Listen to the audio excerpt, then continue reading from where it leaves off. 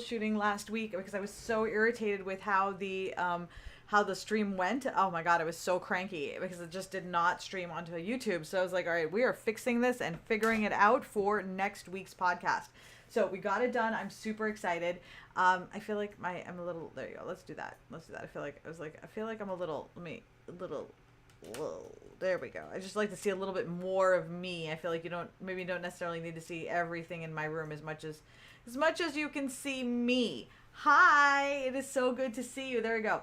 Alrighty, so I'm going to share this on my personal profile. Let's get this going, and then we will get this show on the road. I have a lot of stuff to share today. Oh my god, so much, because once I started writing about quiet quitting, I gotta tell you, it's just like everything just flowed out. I had so much that I wanted to say about it. I was like, all right, I feel like this is all important shit that we all want to work through together.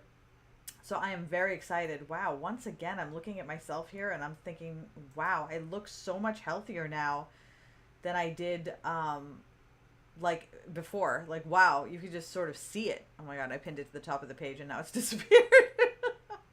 Hello, good morning. Here I am. Oh, you know what oh, someone's already shared it. Thank you so much. Oh god, you're amazing. Thank you for sharing. So I'm going to share it to, hello. Copy the link first. Where do I find it? Okay, there it is. Okay. All right. Where am I going? To my personal profile. Let's go to my personal profile. I'm going to add it to the conversation from the other day. So on my personal profile the other day, we were talking about quiet quitting and just sort of the impact that it is having on people, what our thoughts are, so on. Of course, I have a lot to say. And okay, episode 42. Should make episode 47 a special Star Trek one. Episode 42, life lessons I've learned from Star Trek. All right, quiet quitting is all the rage. Is it for you? Is it for you? That's actually a way better title. Is it for you? Okay, here we go.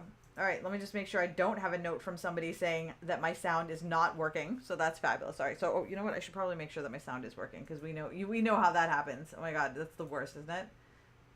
Thank you so much. Oh god, you're amazing. Thank you for sharing. I should probably make sure that my sound is. Look at that. Sound is working too. It's a Christmas miracle. Okay, here we go then. All right, so we're going to get started on talking about quiet quitting. So welcome to the Stop Shitting All Over Yourself podcast, the place where you come to wow, I not even any listeners yet and I've already bloopered it. Okay, hold on, we'll start again. Welcome to the Stop Shitting All Over Yourself podcast. This is the place where you come to get comfortable with being who you are and recognizing that you can, wow, I can just, butcher that. Okay, you know what? Let's try this again, okay? This is the Stop Shitting All Over Yourself podcast. I am Vanessa Konecki. I am so excited to have you here today. The purpose of this podcast is to help you release all of the shoulds from your life and recognize that you can be successful being exactly who you are and doing exactly what you want to do. You do not have to conform to what other people say is necessary to be successful. And in fact, in today's podcast, we're going to talk about one very specific person who said that you have to do certain things to be successful. And I'm going to talk about why I just reject that idea and I do not subscribe to it. As always, this podcast is being recorded live, though we are now winding down on the live recordings, and a lot of these are now going to be done in pre-recorded format because I am bringing on guests. We have a brand new guest, a brand new format, and our very first guest is going to be on. I actually don't have the link up for when she's going to be on. I believe it is going to be the 21st, and it is Roxanne Wilson. We had the interview already, and it is absolutely incredible. We talked about the word busy, how it shows up in our lives, the kind of impact that it has. It was a great conversation. We ended up pulling out a lot of really fun stuff to share with you, and then a lot of really fun behind the scenes stuff to share with the members of my Patreon. So if you are a member of the Patreon, you can check that out. You're going to start seeing those over the next couple of weeks. So I'm really, really excited to be sharing that with you. Today, however, we're talking about quiet quitting, which is all the rage. Oh my God, it is like everywhere right now. I am seeing TikTok videos and podcasts and articles and posts all talking about this idea of quiet quitting. And I initially was not really, I was like, I don't know what this is. It's clearly not relevant to me, blah, blah. And I kind of ignored it because I thought it meant quitting quietly. So in order for you to sort of understand why I thought this was actually something worth talking about, quiet quitting. If you don't know what it means already, this will help you, right? Because like none of us are interested in people who are just quitting quietly. Like that's fine. Lots of people quit quietly. It happens. Why is this a phenomenon? So it's not actually about quitting quietly. The idea of quiet quitting actually, the thing that's making it all the rage is there is a TikToker named Zed Leplin, and he made a video on TikTok where he talks about about quiet quitting, a term that he just heard. So the link to this TikTok is going to be in the show notes. But what he basically says in this video is three key things. One is that your worth is not determined by your labor or your productivity. Okay, that's number one. Your work is not determined by your labor or your productivity. Number two is that work is not your life. Okay, so work is not your life. That's number two. And then number three is quitting the idea of going above and beyond at work, doing what your job description says and not going above and beyond at work. Now, I want to actually start by saying that I don't like the word quiet quitting because it's a really bad term. It's framed and designed to frame the employee as a villain, the one who is not doing the work that is expected of them. And if you aren't doing your job as an employee, right, which is what is expected of you, then it's not my fault as a manager if you're not working. I don't have to change anything. And you are bad. You are the bad person for quiet quitting. A better term for this that someone of my readers mentioned is acting your wage, which is also amazing. Like, I think that's actually a really great title. It's a great way of framing it because you're really basically claiming what it is that you're doing, which is acting your wage. So I'm going to use that term for the rest of the podcast as well as much as I can because language is important. But because quiet quitting is alliterative and it's the new buzzword and everybody's using it, I might accidentally default to that, but I'm going to try to stick with the acting your wage because I think that is a less judgmental way of describing this phenomenon. Okay. So let's first start about why would somebody even need to say this? Like, why would anybody need to make a post that says that work is not your life, that your worth is not determined by your productivity, and that you don't need to go above and beyond at work anymore? Over the last few decades, our relationship with completing tasks and labor has become incredibly abusive.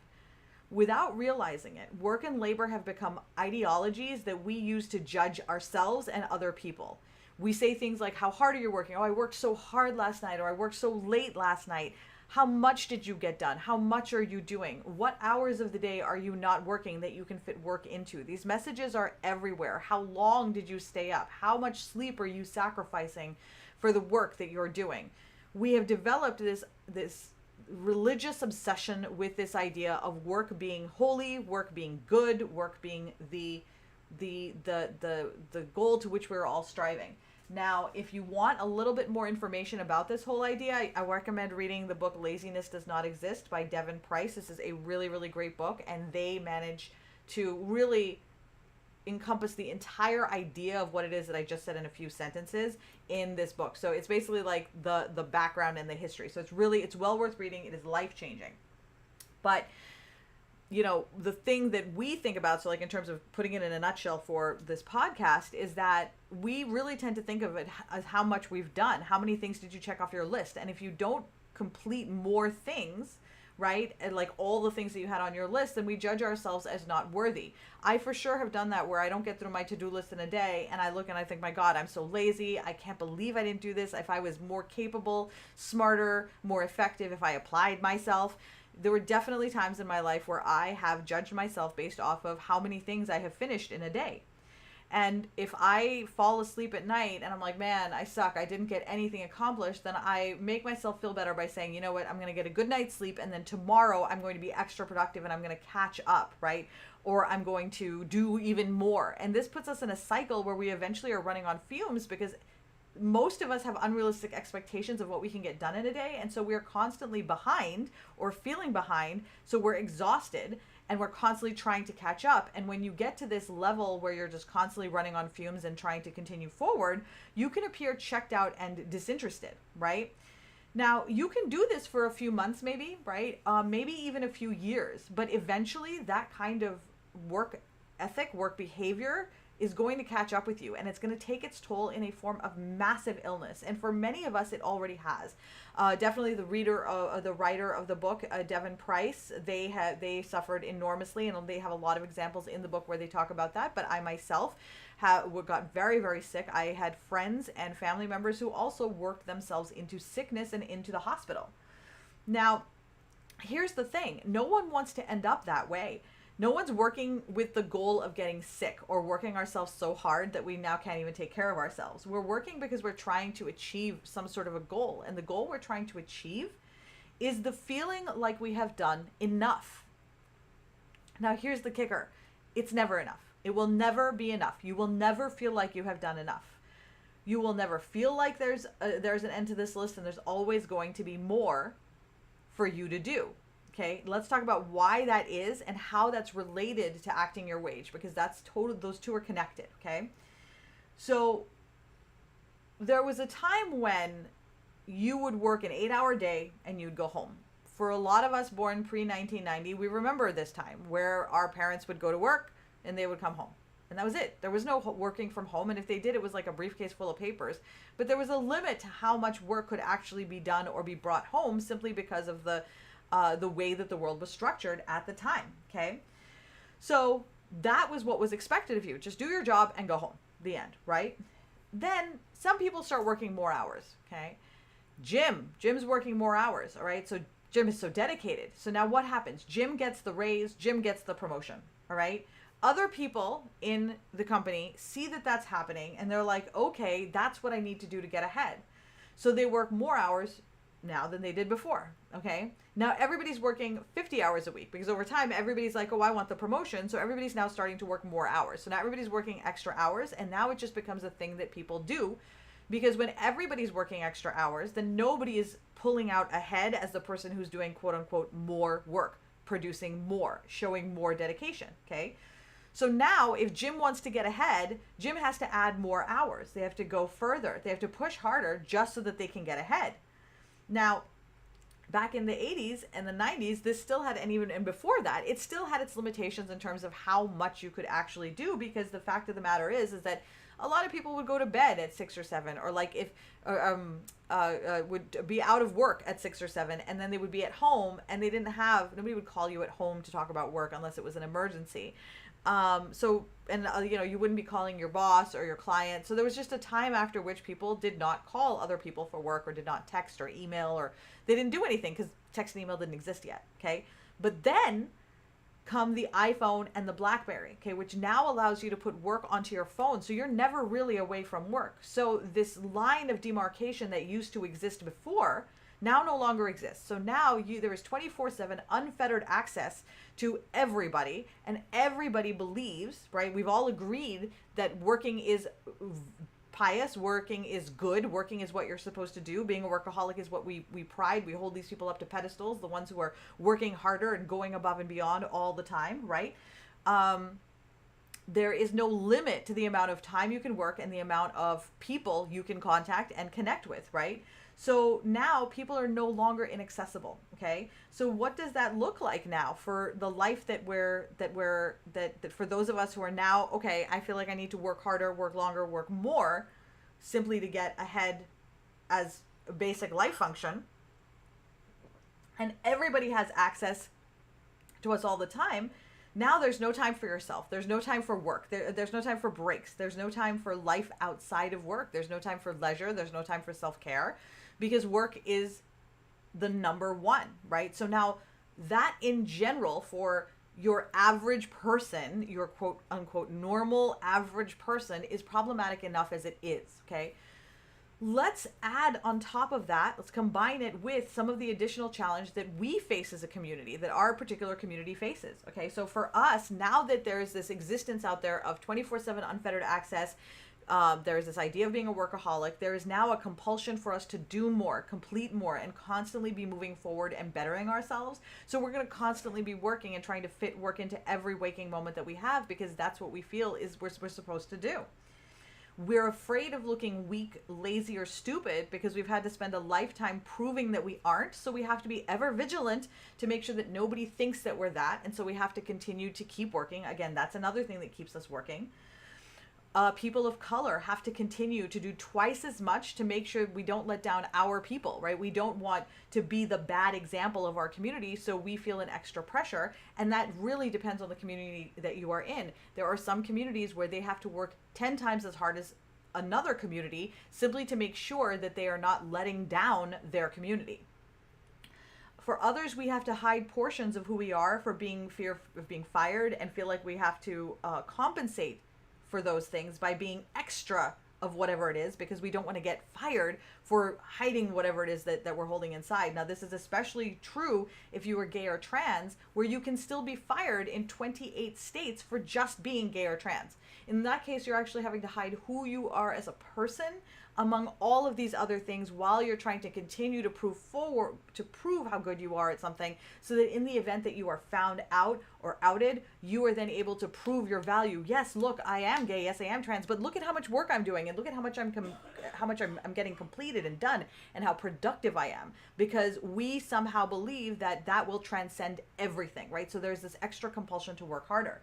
For people who are no longer able-bodied, ableism makes their lives a living hell sometimes, right? Because you make it so that you have to work through illnesses and flares and in environments that maybe don't accommodate for you. For people who are who do have an illness, I want to remind you that the ADA is designed to protect you, the Americans with Disabilities Act. So I want to strongly recommend you talk to your HR department if you are someone who is ill, has a chronic illness, mental or physical of any kind. Please talk to your HR department to find out what protections and accommodations are available for you, because you may have that available to you right now that you can take advantage of. Or you're a mother or a caregiver and you feel like you have to prove that you can still do the job, because now that you're a caregiver or a mother, clearly you're not able to do the job anymore. So you have to work harder, longer hours to prove that you can. So when you have all of these ideas, or any one of these ideas, or a combination of, because many of us are at the intersection of many of these identities, we are now in a space where we feel a compulsion to work because we need to prove ourselves or compensate for this list that I just, and this list is, by the way, very unfair, but we still feel like we have to compensate for those things. So now we are working harder and harder and harder simply to feel like we can survive, okay? Now, the thing to keep in mind is that these are the people who need help from us the most, but they are the ones who are they're most likely to need the help, but are least likely to get it, okay? Or least likely to get the assistance that they need, okay? Now, it's not that people aren't asking for it. Many people have asked for the help. They have asked for what it is that they're looking for, but they've been labeled difficult, or that they're not on board with the company, or that their loyalties are somewhere else, or that they have, their priorities are not in the right place. Or sometimes, truthfully, ignored, laughed at. There are many, it may not be happening in your company, but I can tell you that there are horrible experiences that people go through every day that are their needs being denied in the workplace, okay? And so when that happens, what are the other options that are available to someone who is an employee, right? In some cases, there are incredible companies that you work at. They have the right mentality, they're looking at the right things, and you feel like they really do care about you. Where people are doing their best as managers, right? But they're still living with the framework that they brought in with them from like 3 decades ago, from like the 1980s, right? Where employees are still subordinate to the company makes the decisions, and they think that they're the ones who knows best, which is not meant maliciously, but it is kind of like an infantilization of the workforce, which does happen, okay? Now, these ideas, they all come from a very real place. So nobody just woke up in the morning with all of these ideas in place and said, this is how I'm looking at life. This is how I'm looking at business. But it is important to recognize that they come from a place that acting your wage didn't just sprout fully formed from somebody's mind because people are lazy and they decided they didn't want to work anymore. This phenomenon, as well as the Great Resignation, are responses, are cries for help by a workforce that is hurting right now. They are the Great Resignation and quiet quitting are phenomena that exist because there is an injured and hurting nation of workers who feel like they're not being heard, who have needs that are not being met in other ways. And when they ask for what they want, they don't get it, or they don't know how to ask for what they want. So this is the response. The thing to keep in mind is that there is a response to this quiet quitting, okay? And I want to share with you that on the employer side, it's become expected now that people are going to be doing above and beyond. Like, where that's just regardless of what their job description dictates, they're going to go above and beyond. And I read an article about quiet quitting where Kevin O'Leary, who is an investor and he's the star of ABC Shark Tank, he said that quiet quitting is a really bad idea. And here's why he said it's a bad idea.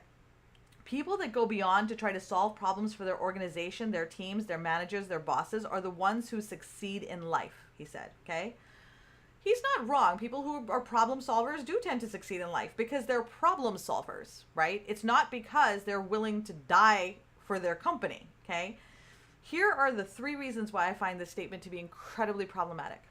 The first is he is wrong, okay? That's just how he succeeded, okay? And what he thinks success is as a cis white man, okay? So for him, that's how success happened, and that's how he rewards people, because that's how he sees success as happening. But as a cis white man, his experience is very, very different from many, many other people in this world. So for him, that's absolutely true, and I think that's amazing. And for a lot of other people, that's also going to be true. But as a blanket statement across the board, that is absolutely not going to be true, because it assumes that the employee is responsible for doing free work.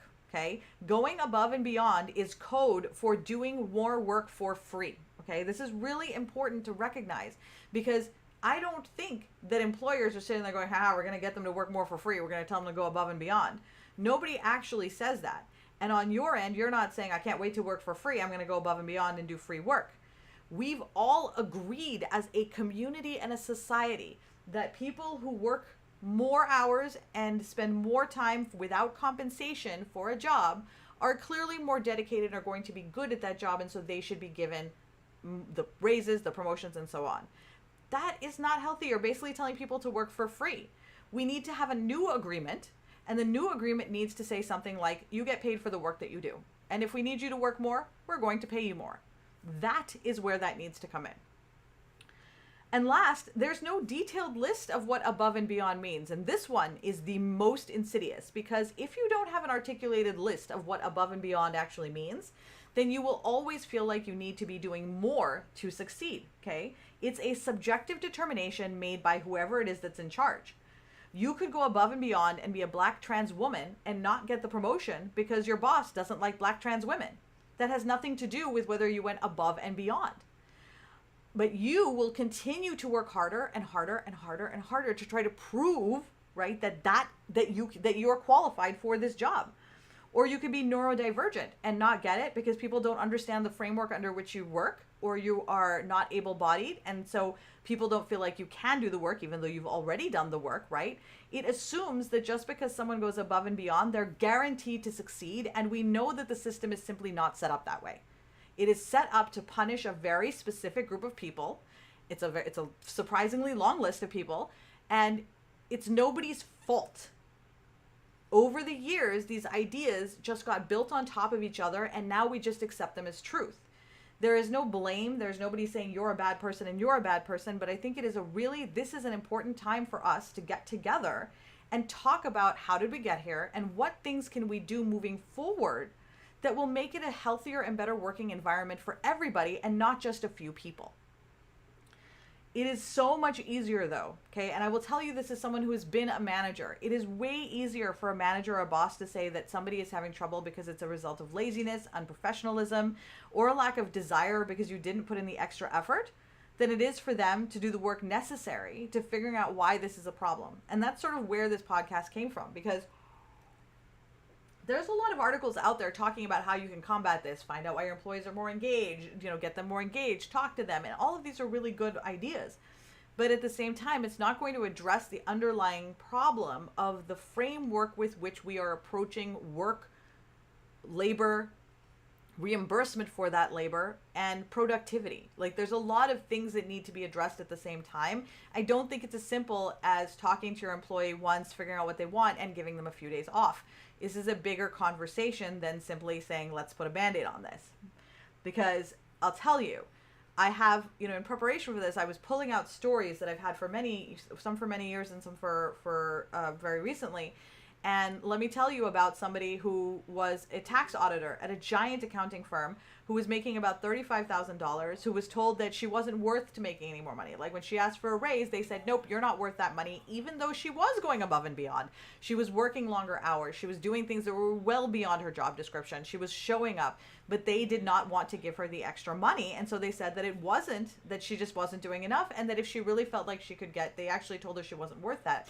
And if she felt like she could get a job for more money, she was welcome to go find one. Surprise, she found one for 3 times what she was being paid already because she was extremely qualified.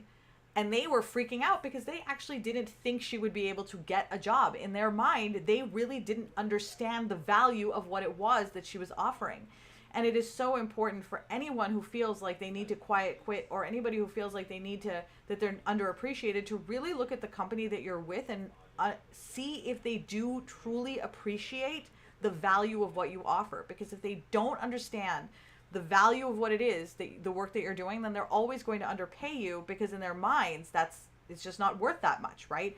You have to find out what your market rate is, and going out and looking for jobs, actually quitting and looking for jobs, is going to be a much better avenue for you than quiet quitting. Because when you actually quit and go find a job in a place that works for you and that is willing to work around your framework, you will find that your life is more fulfilling. You will find that you're making more money, you're happier. Because here's the thing with managers. If your company, if there are people in your company who feel like they need to act their wage, then you've already got a really big problem. Like, this is just the final nail in that coffin. And yes, it is a coffin, because people who are quiet quitting, right? Quiet quitting, they're not going to be engaged, and your whole company will suffer as a result. Investing back in your people and really finding out what their needs are and meeting them is going to make a healthy workforce that is ultimately going to make your company more successful. But it requires a rethinking of how we're approaching, again, labor and reimbursement.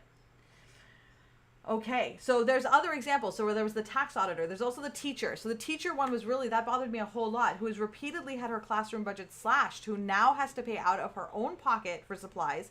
And there are also teachers, she was telling me stories about, who stayed after school long after they were being paid to help struggling students, which is good for the teacher. I mean, good for the student and good for the kids and good for the community. But imagine this teacher saying, I want to be paid my wage or I'm not going to work. Now somebody's going to say, well, you clearly don't care about the children. So now this teacher is in an impossible position. Either they sacrifice themselves or they sacrifice what they think of themselves, right? So one way or the other, they're going to lose. There's a lose-lose situation there. These are not the only examples. And I know that you or your friends or your family members, they have examples of their own stories of people who have said to them, you must do more work and it's just part of your job. This is just part of how it is. I would love to hear your stories, because the more we talk about how this is done, the more it gives managers a chance to read these stories and see them happening to real people, which is often what creates the change that is necessary. So share your stories. Please, please, please send it to me and I'll post it. Share it on your own personal profile, but make sure that like the information is out there, because the truth of the matter is, when we know better, we do better. And right now, I think that the way that the story is being shared on media and everywhere else is it's being shared in a very petulant way, as if employees are just like, well, I'm done it. I'm not going to do this work anymore. And that is unfair, because it doesn't allow for an open conversation that will actually create change. Now, I did this part already. Okay, yeah. So as managers, let's talk about the managers for a few minutes, about how we can make that change, okay? Now, as managers, if you have a group of employees who are acting their wage, then your problem isn't that they're acting their wage or quiet quitting. Your problem is that the work environment is such that they feel like they have no other option besides to quiet quit. Because most people do not choose this as their first option. Most people go into a job excited about it. They want to make a difference. Some don't, and we all know that that happens. So we just have to, those people are going to be people that are going to be there whether you were quiet quitting or not. But for most part, people join jobs with their best interest and the company's best interest at heart. Everybody's hoping this is going to be a really great relationship. Something happens between that time where they're super excited and bright and starry-eyed and the time when they quiet quit. What is that, right? That's the thing that you really want to look at and question. Many people are frustrated because of the changes that are happening right now in terms of the work from home, because now that COVID is quote unquote over, or people are changing the way that they're managing and dealing with COVID, a lot of companies are trying to bring their workers back into the workplace, and workers are not having it because they have found that they enjoy their lives better this way, and they have proven that they can do their jobs from other places. And so that's causing a lot of frustration with a great many people. But you also want to think about, are they burning out because of the increased administrative workload in their profession? For a lot of professions, there hasn't been an overhaul done in a really, really long time. We're still doing things the old paper way. We're just doing electronically now. A lot of times, people who are subject matter experts are spending more time doing administrative tasks than actually doing the work for which they were hired, where they have the expertise, and that can create a lot of frustration. Many times you have high producing overachievers who are excited about working. Like, they like to do more stuff. They like projects. I totally used to be like that. And for them, they lose interest because they're not being engaged in the way that they learn, or they're not being engaged in exciting opportunities. Instead, they're doing a lot of paperwork. So it's really important to recognize, like, what is the workload looking like for your workforce? Are you listening to their needs regarding work-life balance, the workload, tools and resources, self-care options, childcare options? What is it that your workforce is asking for? You may have a very specialized workforce that needs some special things. If so, talking to them about this can help, instead of deciding at the top, these are the things that you need and I'm going to give them to you. It needs to be more of a conversation between the employee and the employer to find out what is it that is needed in this new space, post-COVID space, post-pandemic space, where we are creating a new way of working. You've got to spend their time getting to know them. You need to get to know them and working with them to nurture them to the next phase of growth. We're going to come to that in a second. Do they have what they need to do their jobs effectively? Do they have the right software, the right tools? Or are they constantly trying to work with antiquated tools, antiquated resources because you're trying to save money? A lot of that makes sense. Or trying to home grow your own software, which, by the way, every company I've ever worked with wants to home grow their own software. That's a terrible idea. Don't home grow your own software. Just find a company that does it for the rest of their life, and this is their living, this is what they do, and rent it. It's always a better idea. Otherwise, you become a software engineer instead of being doing whatever it is that your business was set up for. And that can be very, very frustrating for your employees. This is very common in smaller companies where they want to save money by making their own thing. I just don't recommend it. It actually will create discontentment within your workforce. Now, I want to go back quickly to what I said about, are you spending time getting to know them and working with them to help nurture them into their next phase of growth? I believe that there is a fundamental misunderstanding about the roles of managers and supervisors at most companies. They believe that they're there to manage the people and get the work done and keep the trains running. And yes, that is absolutely one aspect of the position. However, there is a second aspect, and that is the other part of their job is to help nurture their employees into their next phase of growth. Help them learn, help them grow, help them to become better. They are educators. They are educators of their workforce. And a lot of managers do not take that responsibility to heart. For them, it's more of like paper shuffling or delegating or moving work through the way, through the funnel of whatever your company's system is.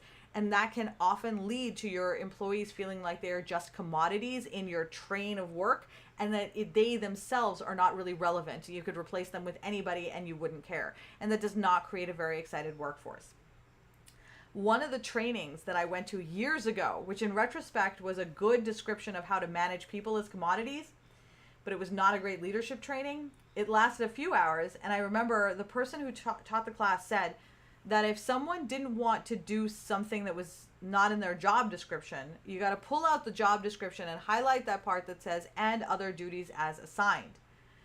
And I remember, there was some real satisfaction when he was sharing that. He goes, pull out their job description and then highlight this and just show them, and as other duties as assigned. And I remember being like, yeah, that's how I'm going to deal with trouble employees. And I was young. I was a young manager, and I didn't really know any better. And I felt really empowered after that session because I did know how to deal with difficult employees at that point, for sure. So yes, that did apply to difficult employees. But that seminar wasn't about dealing with difficult employees. The seminar was about how to be a good manager. But when I look back, I think about it really being a lot about you need to make sure that they're doing more and nobody gets to say no. And I think that there's a very big difference. And I just want to highlight this because I loved doing more. Okay. So when I was younger and in my 20s, I loved going above and beyond and doing all of the things and working myself to death. Right. For years, I had this belief that that we talked about earlier on, I carried all of those things with me. And that's why I loved working so much, because it made me feel validated. It made me feel accomplished. It made me feel like I was a good person. It made me feel like I was a badass. It made me feel like I was better than everybody else. Like whatever it is, right? Like I don't know what it made me feel, but it made me feel super good. And why does it make you feel better? Because I'm working until 2 a.m. and you're not, right? I didn't actually feel that way. I never looked at somebody and was like, man, I'm so much better than you. But I was desperate to not be the worst. And for me, I wasn't the worst now, right? I wasn't the worst because I was working so hard. And I remember, and I loved doing all the things that I did. I loved it. I had so much fun, but I was still compelled by that desire. And I remember my boss, I volunteered for every single project that I could, and I wanted to be known for that. And I took so much pride in working like all the time. And my boss at the time, she was so diligent in telling me I needed to take a vacation. I needed to take a break. She would train me to clock out, and I wouldn't listen to her. Like she tried everything she could. So like this is one of those situations where I had to realize on my own that I was killing myself. Nothing she did was like, she was like, you need to take a break. You need to do this. And I just wasn't having any of it. So it's important to recognize that it's not all on the managers. There are employees that will work themselves to death and you can't do anything about it. You can try, but if they inherently are dealing with some of that emotional trauma and baggage that we talked about earlier on in the podcast, then they are not going to stop because it's beyond what you're going to be able to get them to do. For those people, they're going to have to work through it themselves. But we as managers don't have to add on top of it and say, okay, on top of the fact that you're feeling all these things and you feel like you have to do all of this work, I'm now going to add the pressure on top of you by making you feel like, yes, you in fact do need to do all these things. As managers, we can create a healthier working environment that allows for someone to recognize that they are going to still be rewarded with raises, with promotions, even if they're doing just their job.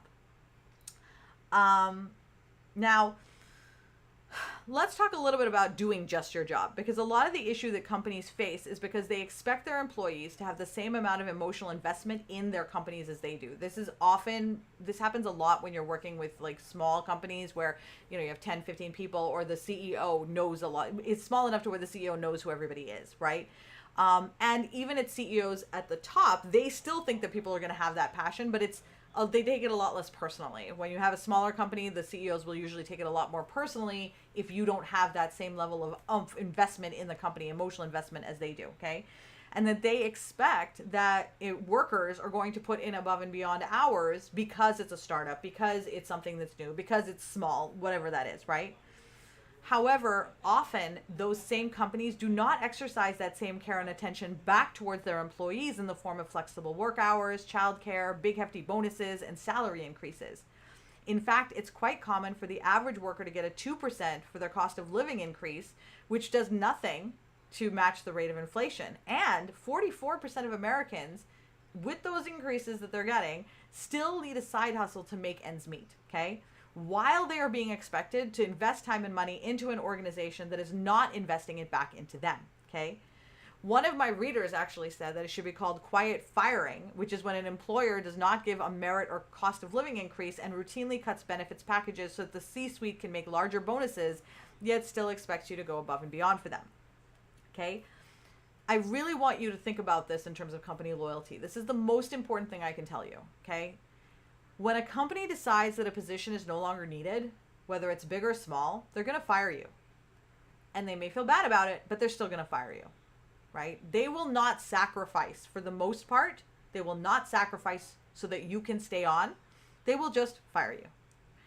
Now, best case scenario is you work for a company who is going to not just fire you, but will instead of firing you, try to find you another position within the company. B, try to help you find another job afterwards and transition you into that new space, okay? Because they have a reduction in force or what have you, right?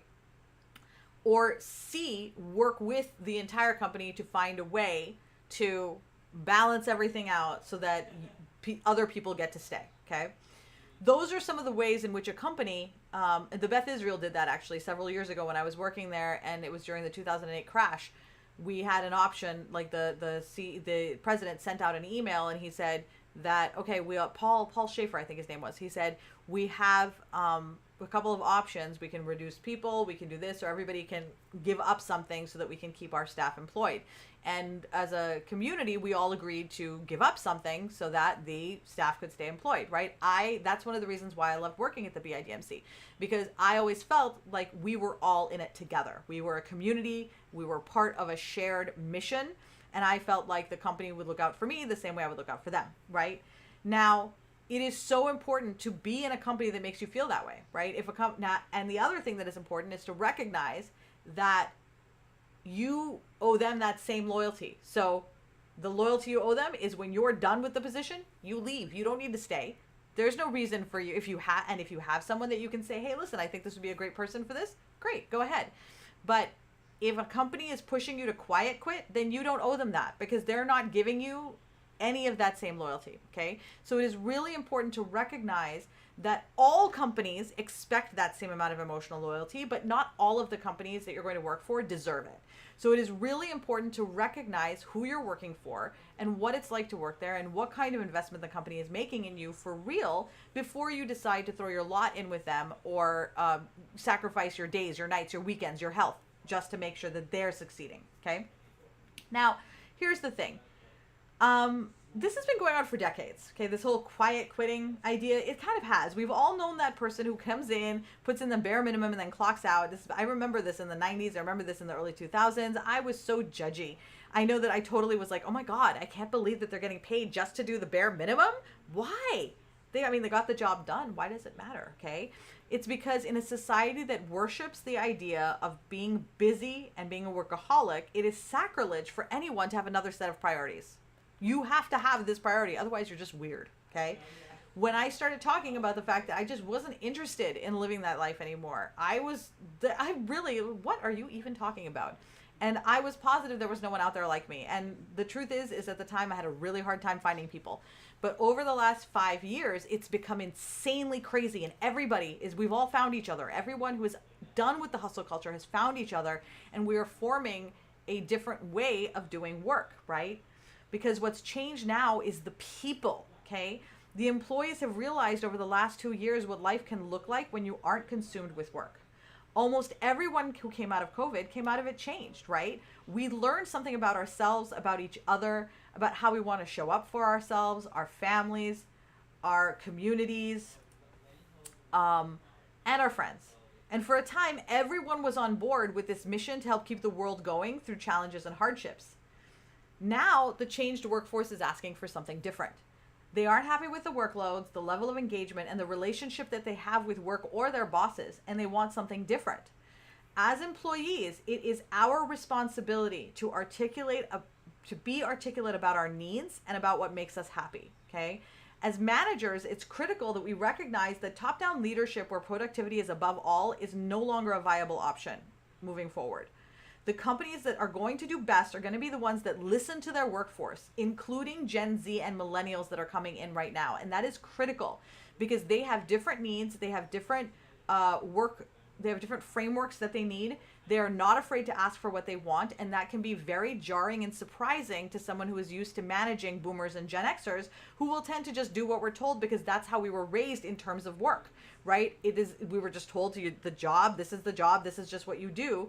And in fact, a lot of the things that I'm learning right now are really coming from the millennials and the Gen Zs who have they are not burdened by the baggage that I am burdened with. And so they're unafraid of asking for what they want, which is really just basic human shit, right? It's just basic stuff, but that I just never knew that I could even ask for. And now that I am happier. I am more content. I am making more money.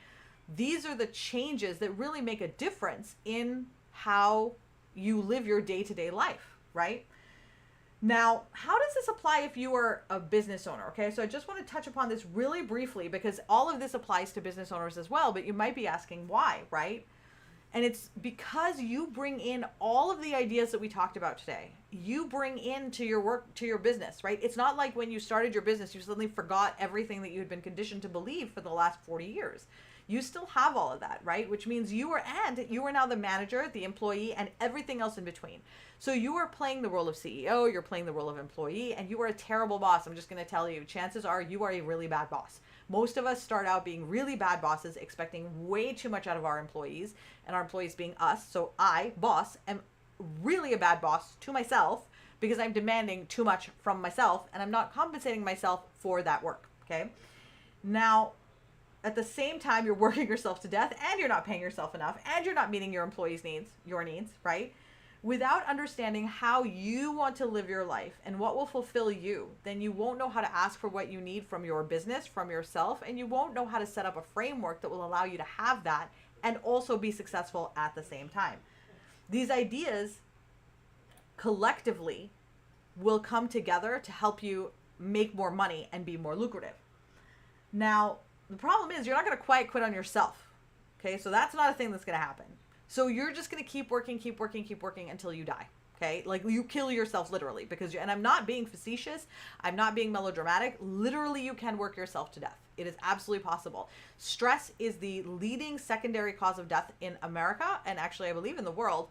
And what that means is it is like this, it creates other illnesses that collectively make up the top reasons why people die. So stress is like the I'm killing you with stress. Yeah, not good. Okay. So I want you to think about a few things. Okay. So as we are wrapping up and moving forward into this next space, what are some of the things that we can be thinking about? Okay. Miriam Ortiz in the Patreon, in Vanessa's Misfits Patreon, I'll tell you all about it in a minute. So she yesterday said, why are you working in the first place? Why do you want to live? Right? Why are you even alive? Answer that question for yourself. Because for me, it's cuddling with Luna on the couch and being with my husband and drawing and, making other people's lives joyful. I actually have a code that I'm living by that I talked about in episode 41. But that for me, that's my fulfillment. That's my joy. I know what those things are. And I work to make those things happen, right?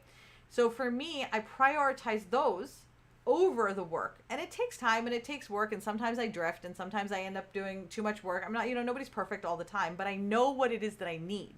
So I know what my true north is so I can get back to it if I need to, right? So it's important for you to know what are your needs? What would make you happy? If you don't know right now, that's okay. Spend some time thinking about it. Meditate, spend some time alone, and do some self-care work. It will help enormously towards quieting down your mind so you can hear from your body and your mind what will make you happy. Once you've figured out what will make you happy, who is responsible for what, right? Are there things that you can do right now to reclaim that joy? Do you have to wait for your boss to do something? Is there stuff in your life that you can do this instant, right? What are the areas of business or work that would need to change for you to be able to access that feeling of contentment? For me, I had to make some serious changes. And one of them was I get up at 5 and I go to bed at 8:30. I lay in bed at 8:30. I usually fall asleep between 9 and 10. And sometimes I sleep in the mornings, right? That depends on how I'm feeling. Do I have a flare? This morning I slept in, and this week I need to recover. So from the party we had this weekend, it was a lot of activity and I had a fibro flare. So I need to take this time to heal, right? That's totally fine.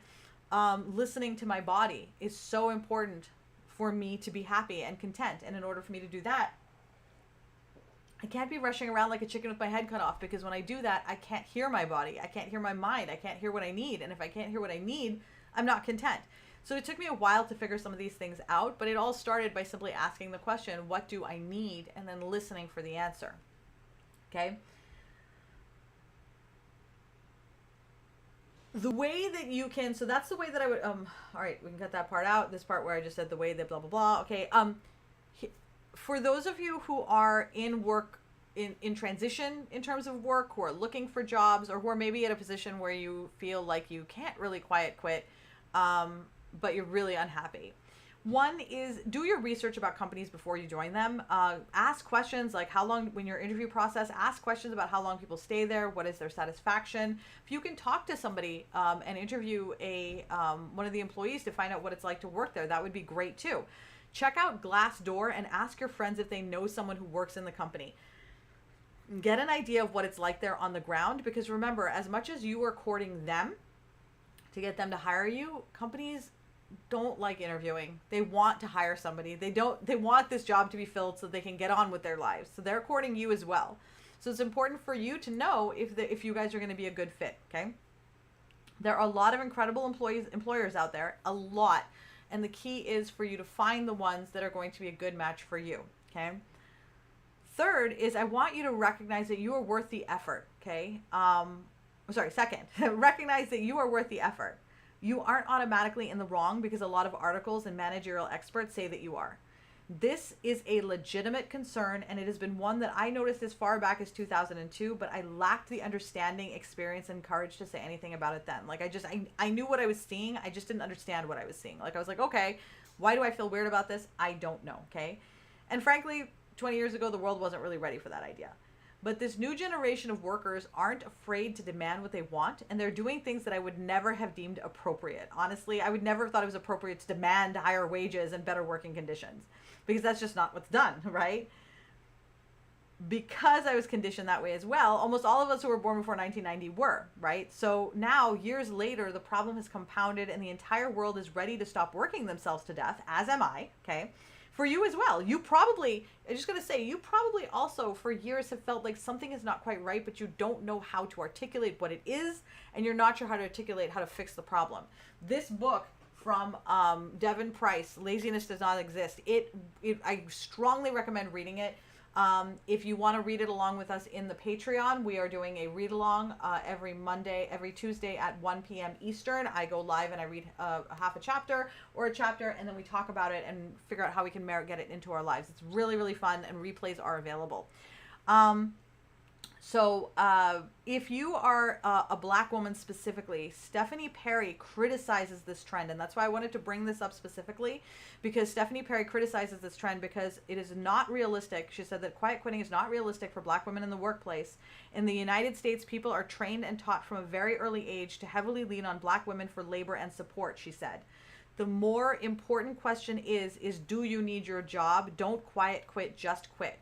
And I really wanted to highlight this because I know that Black women face many, many different struggles from everybody else. And it is a huge challenge for, for anyone to make a blanket statement and not mention that for you, it's harder. And so Stephanie Perry, I want to recommend that you follow them on TikTok.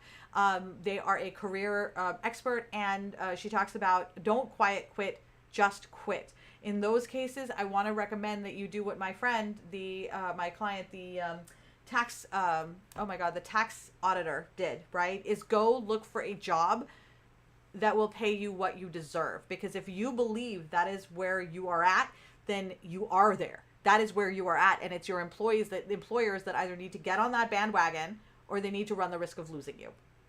Because if you go find a job while you still have one, then you'll be able to just leave that one. So I would recommend following Stephanie Perry.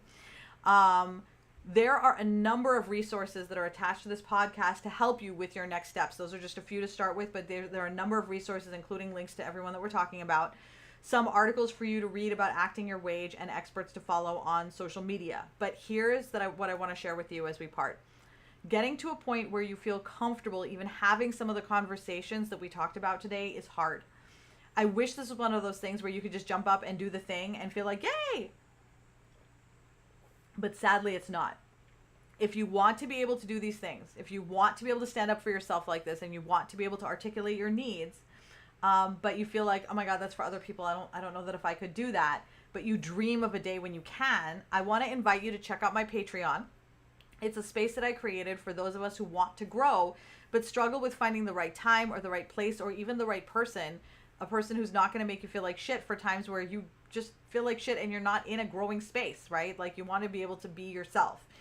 I may be the right person to help you on this journey. And the best way for you to find out whether I am or aren't is to go over to the Patreon and check out the ways you can heal that will not be a full-time job. I believe that growth doesn't have to take up all of your time, and that you can make tiny changes at your pace and at your leisure that will have a really, really big impact on your life. Shit, I didn't do the ending again. Fuck me. All right. Okay. Oh, right, because this is now going to be published. Okay. Thank you so much for joining me for episode 42 of the Stop Shitting All Over Yourself podcast. We will be back next week with another episode to help you recondition yourself to believe that you are enough just as you are and you don't have to change a single damn thing to be successful. Right on. That was so good. Okay, what did we get? Okay. Alrighty, so let's see what we have in terms of chatting today. All right, so good morning. Good morning, Deb. Good morning, Sophia. Okay, Sophia said, if I could have been paid for acting my wage, I'd be a millionaire. I always went above and beyond. Absolutely. And this group in particular, like anyone listening to me, is the sort of person who does go above and beyond. But it's really important to recognize that, like, you're conditioned to do that. And you will do that until you literally have run out of fumes and you're crawling on the floor and, like, you know, you're literally being pulled by somebody else to, like, live. There's only one person who's going to be able to stop that, and it's you, and you have to decide it. I know, Sophia, that you have, and I know that was a really hard journey for you. I mean, because Sophia and I have known each other for a really long time. It was a hard journey, but, like, even right now, you are making such huge strides in building we're talking about homesteading in your home. It's just wonderful to watch. Okay.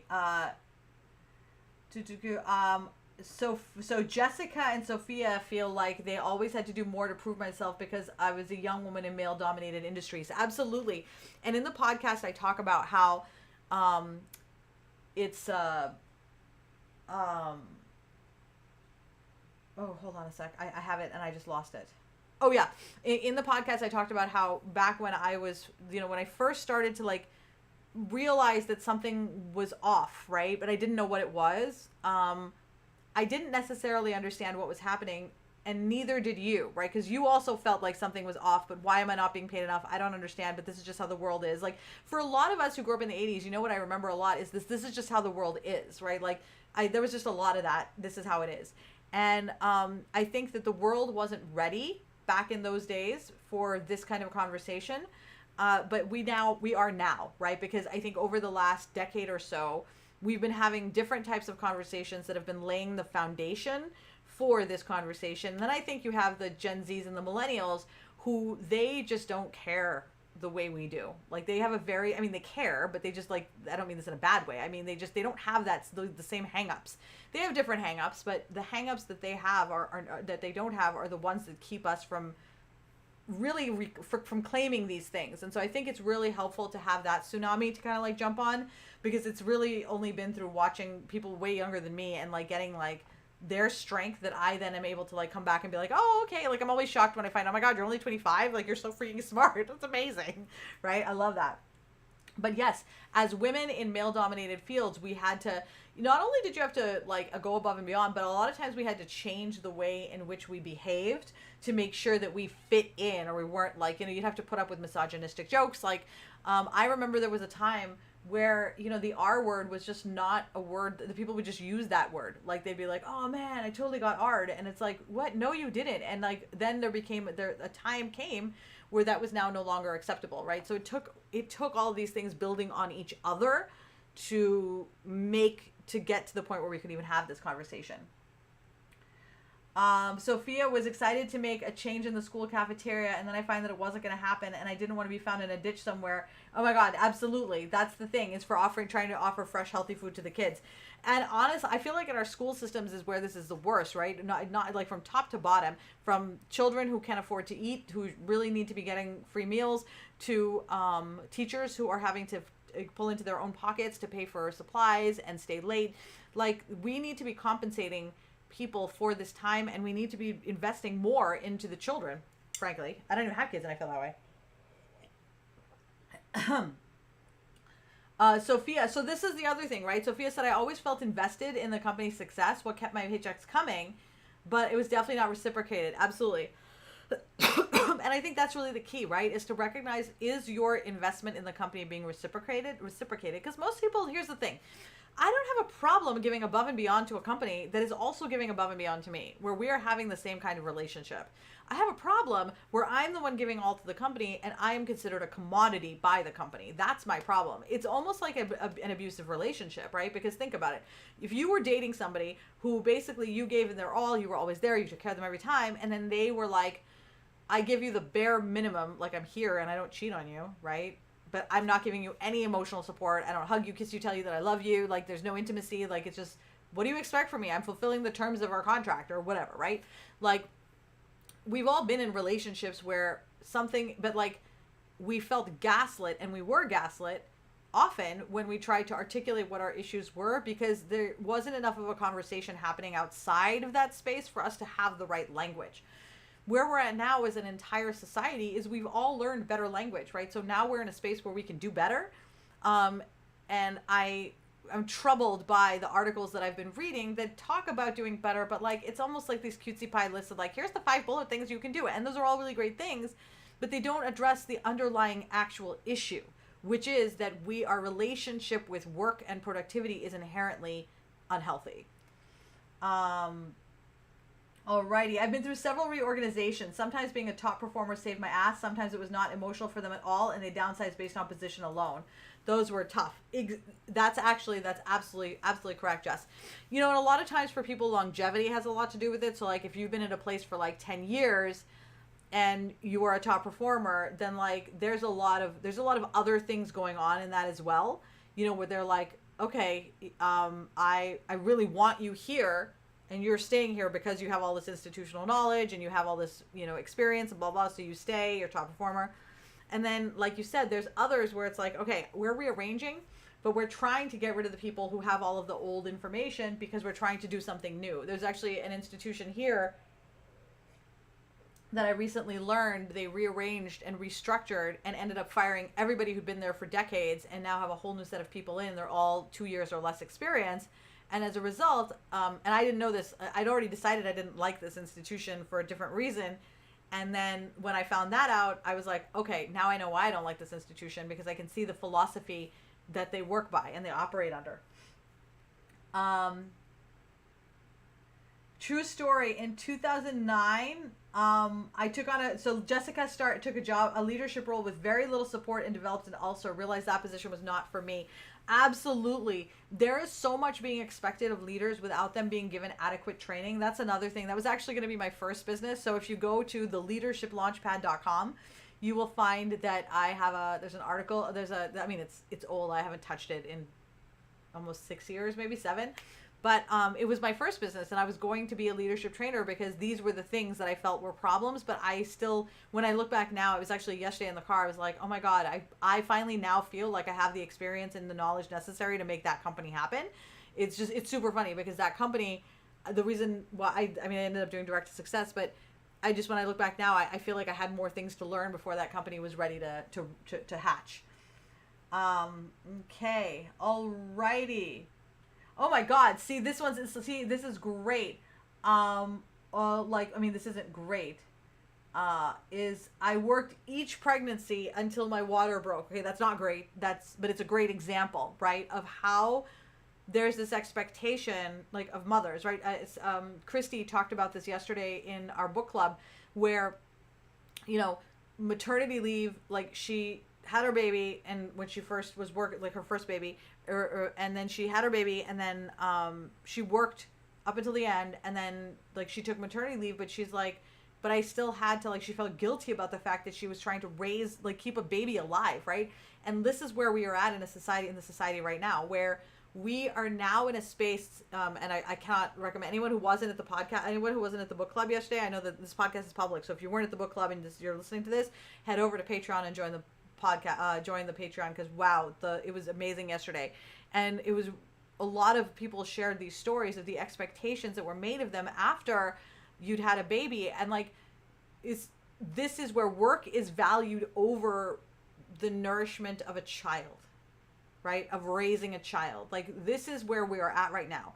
And I think that recognition and articulating that lets us see that as a society, we just believe this. This is all just part of agreements that we've made, that this is just how it is.